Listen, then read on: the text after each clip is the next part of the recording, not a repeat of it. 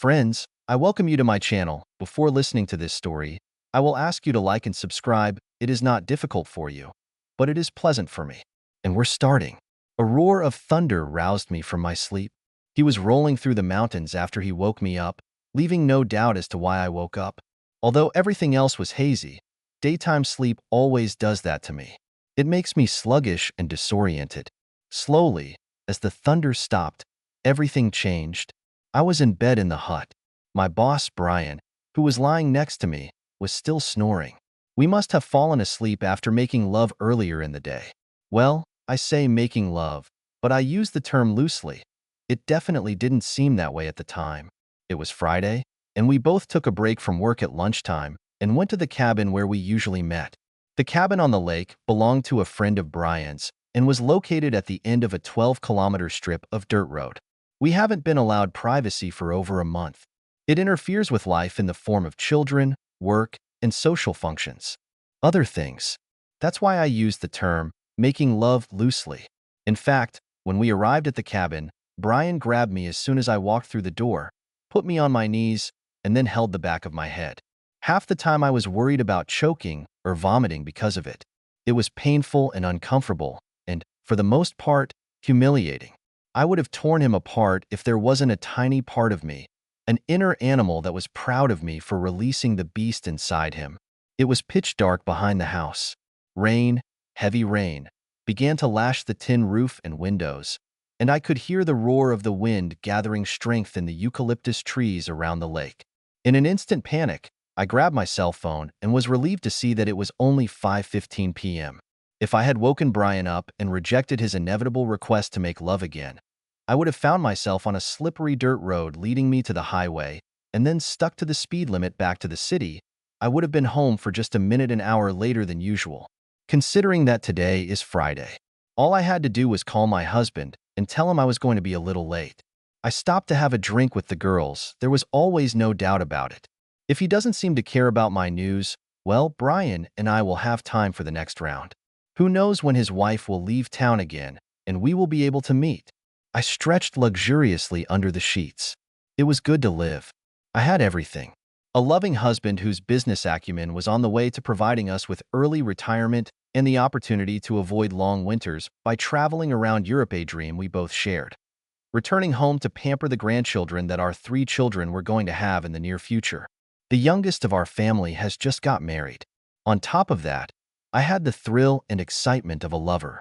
My boss is 5 years younger than me, a successful businessman, an alpha male who rejuvenated my weakened libido and gave me the excitement that I thought was gone from my life forever. If Brian continued to do what he was told, and we remained extremely careful, then there would be no reason why we couldn't continue like this indefinitely. It wasn't the first time I thought that maybe my lover's establishment was caused by Dave and my impending retirement. When we live in front of each other, traveling, the opportunities to go astray will almost disappear. Focus, girl. It's time to call my husband. To prevent Brian from waking up during my phone conversation, I woke him up in advance. The incredible attention to every detail, no matter how insignificant, was how we prevented our spouses from finding out about our year-long affair, and the constant attention was how we would support that. As soon as Brian woke up and I ruled out any possibility of immediate lovemaking, I shushed him by dialing my husband's speed dial number. When it rang, I lazily hoped there wouldn't be another thunderclap. Perhaps the storm hasn't hit our city yet. I decided to minimize the risk by being brief. The home answering machine went off, and I was relieved to start saying that I was stopping for a couple of martinis with the girls, would be home around 7 or 8 and would eat without me. As soon as the words left my lips, I heard Dave pick up the phone. What he said was simple and frightening. What about my birthday? Was I so distracted by my planning and lust that I forgot about his important day? I'm not a monster. I could easily put myself in his shoes and imagine how I would feel if he got up in the morning and forgot to wish me many happy returns. Would I think that he was lazy and took me for granted? Or would I think that it was done intentionally to prepare a surprise for something special that he had planned for that evening? The problem was that I hadn't planned anything. I would have forgotten the plums. It's time to think quickly, to assure him that I'll be home in 15 minutes, and I'll buy him something on the way and distract him with a lovemaking that will make him smile for a whole week. The problem was that I had a policy of not making love to my husband for 24 hours after I was with Brian. Well, we need to change everything. Relying on his mercy and condemning my fickle memories, I told him that I would be home within an hour. To hell with the speed limit, and what's the point of having a fancy SUV if I can't push it down a wet dirt road? I shouted to Brian that I was leaving when I got out of bed, used very cold flannel, threw on my clothes and raced through the almost horizontal rain to my car, which wouldn't start. The engine started up normally, but the car just didn't go. The warning light, which I recognized as a general engine malfunction, was burning orange. I felt my blood pressure rise by at least 15 points, but a plan was quickly formed. I have to convince Brian to give me a ride around the corner from home, and then I'll tell my husband that I took an Uber at the bar. I was sure Brian wouldn't mind stopping while I was shopping for presents. I returned to the cabin just as Brian's phone rang. After hearing Brian's conversation, I realized that his wife had returned home early from a trip and was wondering where he was. He looked pretty relaxed when he said he had to finish half an hour's work, so he would be home in an hour. I pushed him out the door and immediately trembled. It was cold. Since I arrived at the hut, the temperature has dropped dramatically. As soon as he turned on the headlights, I noticed that the snow had mixed with the icy rain. The evening really turned into a terrible one. Thank God Brian's car started up. He pulled onto a narrow gravel strip and headed south. While I was waiting for the heater to warm up the interior of the car, I was thinking about what I had a premonition since I called home. I've researched it. Then it dawned on me. Dave didn't express disappointment or even surprise that I'd forgotten about his birthday. What the hell was that? If everything had changed, I would have been angry. Despite our increased activity, I knew that we had been emotionally separated over the past year, but I couldn't believe it was so obvious. If this is the case, then this is a serious security breach. My research on novels has shown that one of the main keys to infidelity is sudden emotional detachment. Another reason to take Dave's socks off when I get home. For the second time in half an hour, I was woken up by a huge crash. Everything happened so fast that it took me seconds to figure them out. We were driving along a steep stretch of road with U-turns where the road widened. The wind must have shifted a dead branch that completely shattered Brian's windshield. In a panic, he hit the brake and slid ashore. It was lucky because there was a cliff on the other side. Rain poured through the window. Brian shouted that he had an emergency backpack in the trunk, which, among other things, contained raincoats. He grabbed a torch from the glove compartment and went out into the sleet. He was gone for more than a minute, and then he came back soaked through with a puzzled face. Apparently, the entire bag of essential supplies was missing. According to him, he definitely wasn't there. How could he have missed the bright yellow bag? Having no choice and with considerable anxiety, I sat quietly while Brian carefully pulled the car out of the ditch. So far, we have been lucky only that she has left after all. He continued on his way back. I jumped into the back seat. It wasn't so bad when we were driving in the same direction. The wind was behind us, but as soon as we turned against the wind, Brian coped with the task. I saw how his joints on the steering wheel turned white from tension and cold. I was cold enough in the back. Finally, we reached the plateau above the interchange and moved along more gentle straight roads. Alas, right downwind. We slowed down to a crawl. I began to tremble uncontrollably. It must have been 10 minutes later, when I was busy planning, Brian swore, the car swayed, and then flew off the road. Fortunately, we were only traveling at 10 kilometers per hour when we hit a tree. Brian's escape to the street showed that we had lost the front wheel and the spikes had been cut off. We wouldn't have gone anywhere else in this car. Not for the first time. My anxiety escalated, and I began to worry about my physical as well as emotional safety. I was wearing only an office uniform, consisting of a straight skirt, panties, a thin blouse, and a jacket designed for appearance, not for warmth. I won't stay dry for 10 seconds in this weather. Brian was worse than me. He was already soaked. While we were discussing what to do, he kept the engine running with the heater on. We discussed the options. Both of our cell phones were useless. There was usually one signal lane in the cab, but there was a blind spot between it and the highway. Brian estimated that we were about 7 kilometers from the cabin and about 5 kilometers from the highway. This meant that we were about 2 kilometers from the place where another dirt road branches off. We knew that no cars would approach the isolated lake on this stretch of road tonight, but the connecting road should be busier. In the worst-case scenario, we could continue driving on the highway and stop someone. Brian looked at the dashboard. The good news was that we had enough fuel to keep the heater running all night. The bad news was that the engine temperature warning light had just come on. Brian assumed that the tree we climbed into had broken through the radiator. In his opinion, the engine will overheat and jam in less than 15 minutes. The walk was our salvation, and instead of risking cooling our bodies in anticipation of the inevitable, we decided to start walking right now. I thought about criticizing Brian for the poor maintenance of his car and for his driving skills. Dave would never have lost control after losing a wheel at that speed, but limited himself to just looking at it. Muttering something about Friday the bloody 13th, he opened the door again and I followed him outside. It was as terrible outside as it seemed. There was horizontal sleet with strong gusts of wind. I got wet in seconds. Brian, with a single flashlight, strode forward at a brisk pace, forcing me to almost run to keep up. To take my mind off the stinging sleet, I wondered what Dave was thinking at that very moment. He might have thought that I was having trouble finding a taxi and I couldn't call because my phone was broken. It would have stopped him from worrying for a while, but knowing Dave, at some point he would have started to worry. In desperation, I hoped that this meant that when I finally did show up, he would feel so relieved that he would accept any pathetic excuse I could come up with at that moment. The fast pace made me warm up a bit, but not for long. Soon I began to tremble uncontrollably, and every piece of wet snow felt like a needle prick into my face and hands. Brian wasn't feeling any better, and I almost ran into him when he tripped. When we came to the intersection of a more used dirt road, coming in from the right, we stopped and I hugged myself, hiding my hands under my arms. I could feel my icy skin even through my jacket and blouse. With a hopeful glance over my shoulder, I followed Brian towards the highway. I knew it was a race against time right now. We couldn't count on anyone driving on a dirt road, so it was just a race against the cold on a bitumen road. We hadn't gone 50 meters when Brian stumbled again. This time it took him a while to get up. He accepted my help, but shook off my hand as soon as he stood up. I couldn't understand what he was accusing me of.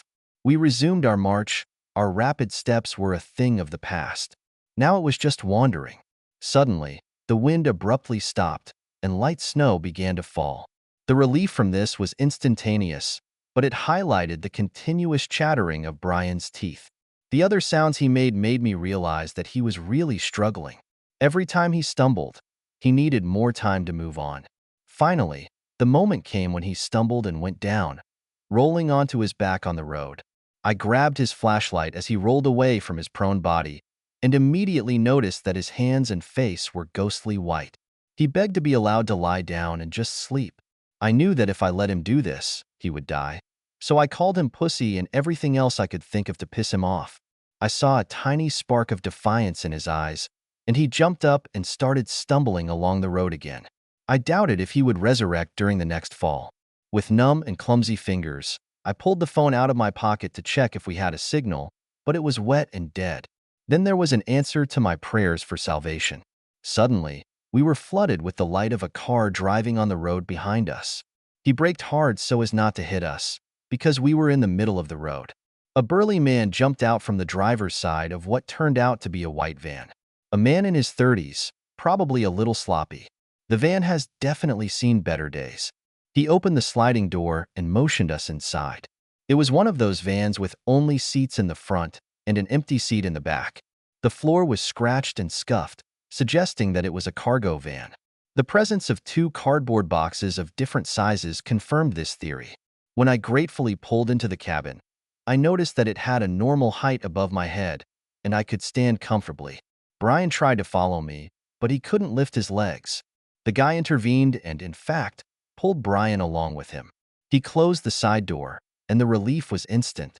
Brian collapsed heavily onto the crate while the guy climbed into the cabin and turned on the heater before turning back to his back. "Where are you guys going?" "The city, please." "As soon as possible." A sly, animal smile flashed across the guy's dirty face. My heart skipped a beat. Was this guy some kind of serial killer?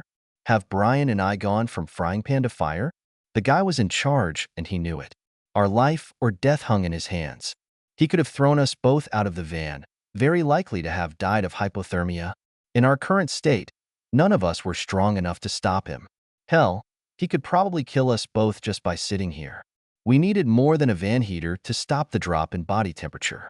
The guy's gaze lingered on Brian. Assessing the threat, I thought, it will cost you a lot. I started fumbling in my soaked purse. You can put that little thing away. I don't need your money. What do you want then? The last was said through chattering teeth. I guess he thought Brian and I were husband and wife. I looked at Brian, defending myself from the driver, hoping that he would rush to my defense. Brian's eyes flashed, but he continued to tremble all over, and his face still had the sickly pallor that I saw in the torchlight. I idly wondered how far he would go to defend my honor. There was a silent answer to this question as he looked at me with pleading eyes. We both knew I could survive the delay when I got into a warm bath, but he probably wouldn't. However, his silent pleading made me lose the respect I still had for him. It turned into an equal amount of contempt and hatred. I would call our savior's bluff. I turned to the piece of dirt I thought was the driver. You miserable piece of shit. I'd rather die than be around me. Even if you force me, you'll have to kill us so that my husband doesn't track you down and then kill you.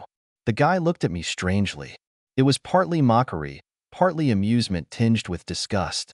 I wasn't talking to you. 5 simple words, and the game has completely changed.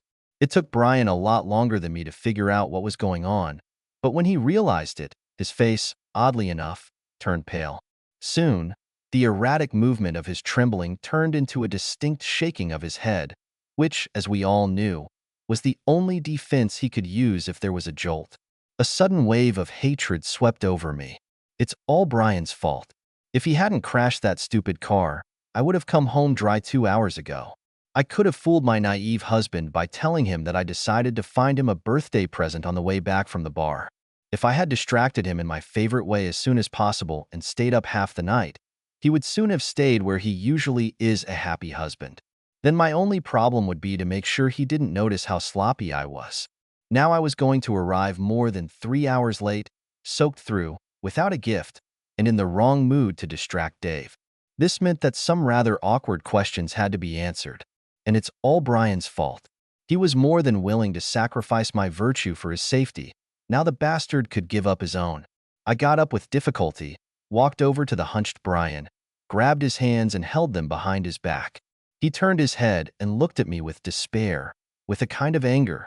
Our so-called rescuer smiled and came up to us, unbuttoning his fly as he approached. Brian shook his head weakly from side to side, but in vain. With practiced ease, the guy grabbed Brian by the back of the head with one hand and forced him to open his mouth with the other. "Don't bite," he warned with a cruel smile. I didn't really want to watch, but I could hear Brian wheezing and trying to catch his breath. I was wondering if he saw the similarities and the irony of his situation. He had practically raped me in similar circumstances just a few hours earlier. I was hurt, uncomfortable, and humiliated. I knew exactly what I was going through with Brian, and despite the terrible circumstances, I smiled. Fortunately for Brian, our savior must have been even more desperate than Brian. "Too quickly," he moaned, discharging into Brian's throat, then handed him the box to vomit. I lost interest in all this and got into the front passenger seat, where it was warmer. Brian's rapist zipped up and joined me in front, smiling broadly, to pull the van onto the road and drive towards the city. Although Brian lived closer, I asked the driver to drop me off first, and then gave him Brian's address. The driver could have taken Brian inside to his wife to answer some, I suspect, difficult questions. "Where have you been? Why are you so late? What's that on your chin?" Despite the heater in the old van, I felt my strength waning, so I was very glad when we drove up to my house. I nodded at our perverted savior, who just muttered, "Happy Friday the 13th. With one last contemptuous glance at Brian, I ran to my safe porch. I had no idea what I was going to say to Dave, but it could wait. My hands were so numb that it was difficult for me to get the key out of my purse, so I leaned on the doorbell. Nothing happened. I wanted to cry, but I couldn't. This will only raise new questions for Dave. Gritting my teeth, I went back to trying to find the keys. When I finally managed to find and pull them out of my bag, I dropped them twice before I succeeded in my goal. Once inside, I shouted to Dave to help me, but the lights in the house were off. He must have gone looking for me. I trudged into the bathroom and with great difficulty inserted the plug and turned on the hot water.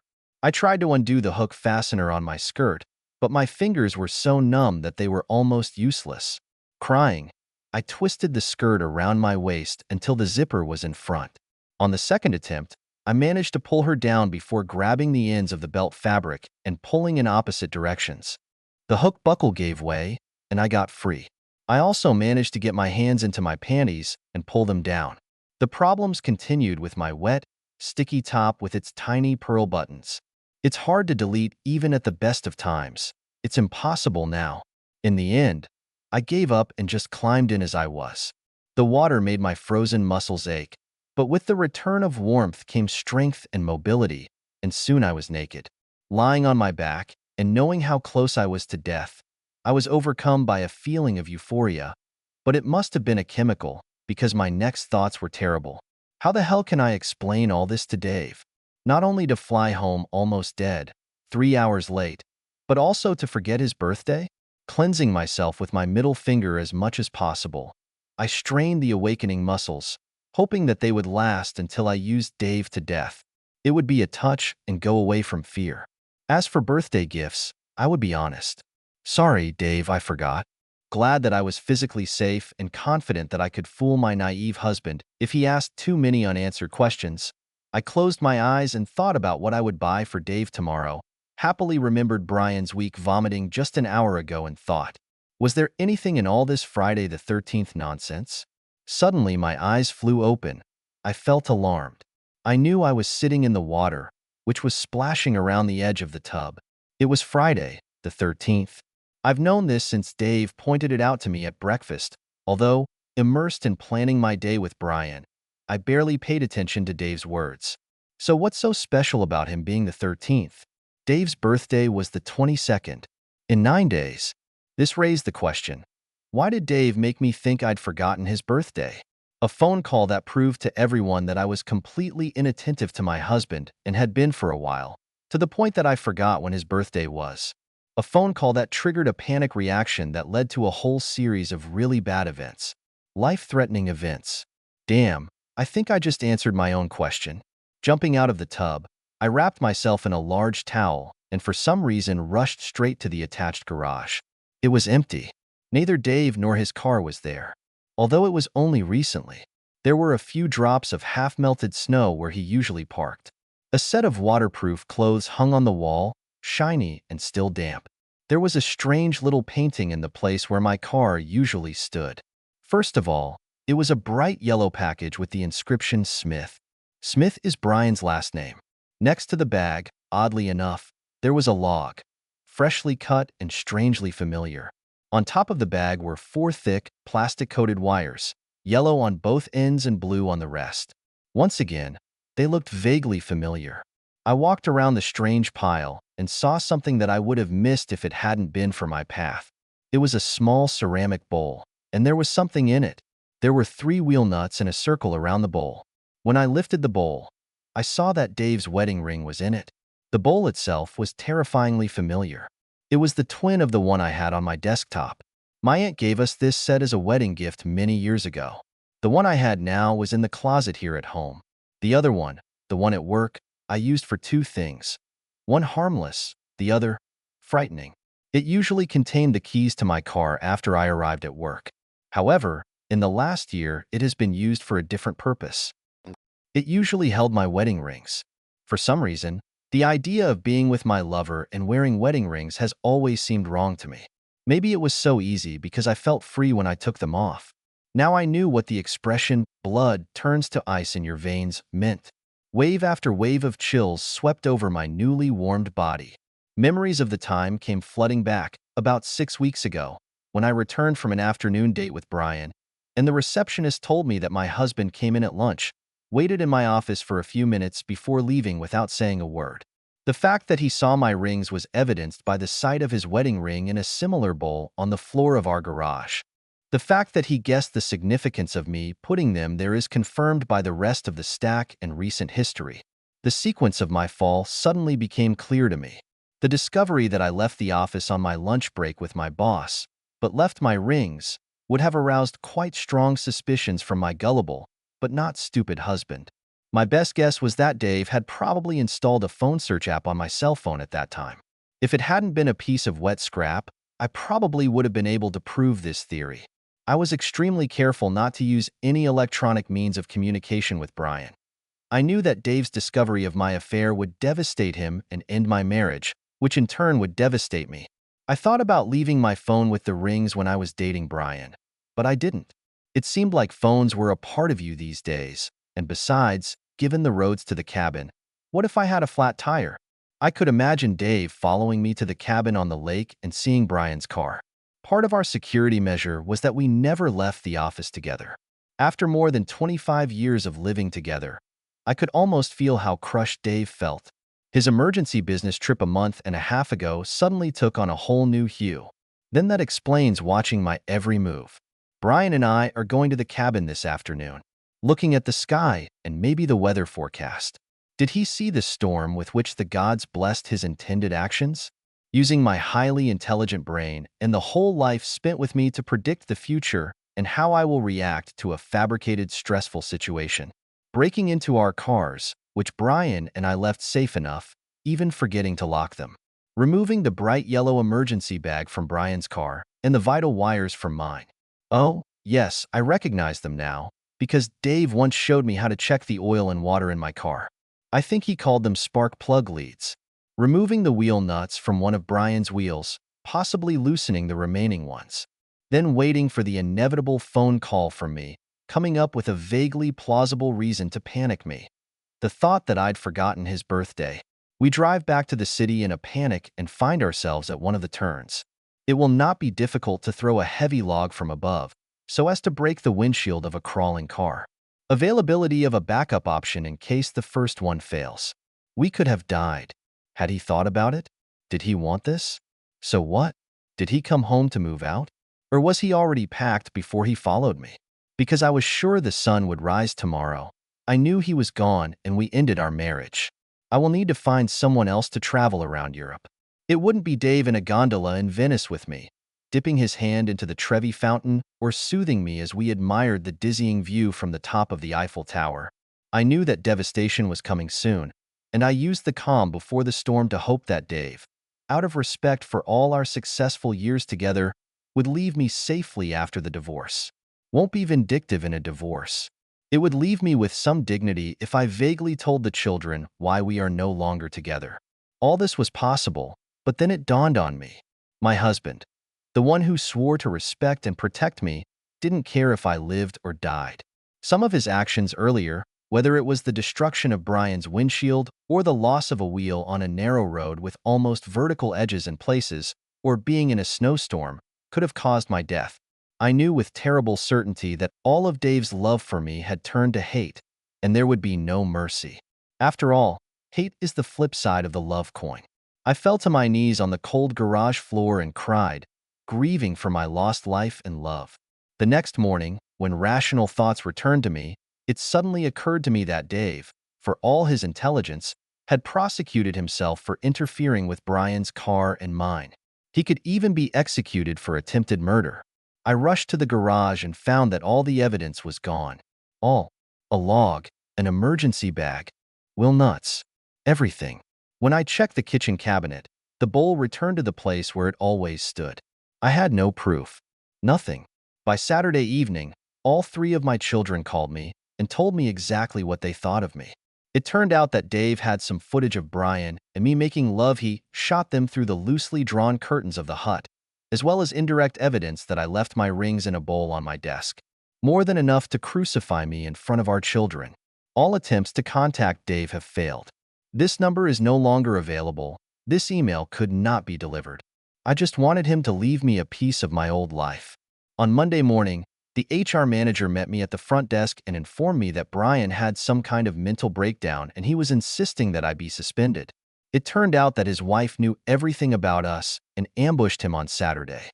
On Friday evening, she heard the doorbell ring, opened the door and found Brian unconscious on the step. The ambulance arrived quickly, and by Saturday evening he had recovered enough to fully understand how he had been used by a well-informed, well-prepared, and extremely vindictive wife.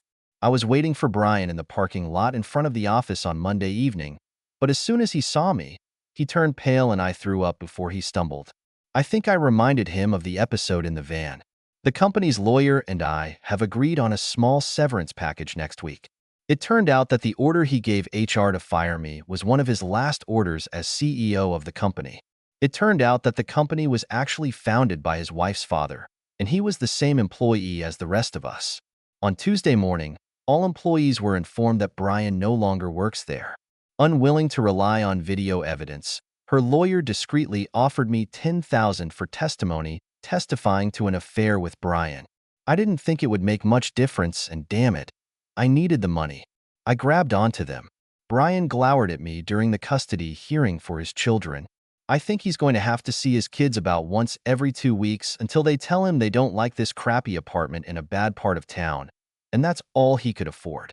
I was not at all surprised when my phone call to Dave's company revealed that he had sold it last week, rumored to be for $15 million. Now I regretted the prenuptial agreement that his father had advised us to sign. So much for my intelligence and precautions. I wasn't smart enough to keep my legs together, and I lost everything. However, I was surprised when the decision was made to evict me from the house. I lived in the house of Dave's late father, and it seemed to me that I was an astronaut in outer space who had his cable cut. Having no money to protect myself, since Dave had practically emptied all our accounts, I couldn't fight it. Of course, he will have to reimburse me for half of our savings account, but he may receive a large amount. Meanwhile, I was penniless. After the eviction, each of the children allowed me to stay with them for a week, and then they teamed up to make up for the shortfall in the deposit for a small apartment, which took most of my waitress salary to repay. With a 5-year break in my resume and ending with the words, "If I were you, I wouldn't use us as a reference point," I was practically inoperable for anything else. By the time Christmas was approaching, the relationship with the children began to melt, and I was invited to my eldest son's party. I was in the kitchen helping my daughter-in-law cook when I noticed a postcard that was held on the refrigerator with a magnet. It was a picture of the famous Cathedral of Santa Maria del Fiore in Florence, outlined by a beautiful sunset. I lazily took it and turned it over. I immediately recognized Dave's scribble. "Merry Christmas. Rome, Venice, Milan, and Florence are all fantastic. Let's go to see Tuscany. We'll stay at the house of a friend I met. I'll bring her to meet you in February or March. I love you, Dad." I don't know if I screamed in frustration before I fainted or not.